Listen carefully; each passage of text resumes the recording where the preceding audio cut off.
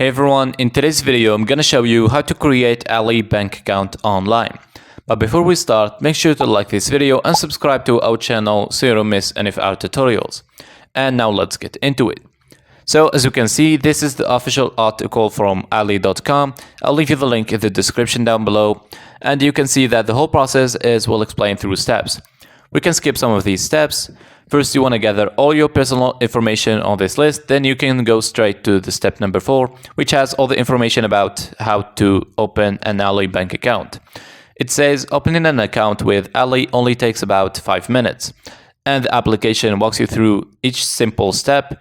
Here's the gist. First, hit to Ali.com and then select the account type that you're interested in under the check-in and saving tab.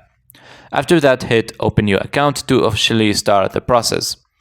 And you want to answer a few questions, whether you're already a current customer, what kind of account you're opening, and what is your initial deposit amount will be. Remember, no initial deposit amount is required, and we only ask to help you plan ahead. Once you review the legal disclosures, you're ready to submit your application. And that was basically it. Thank you guys for watching this video, and see you in the next one.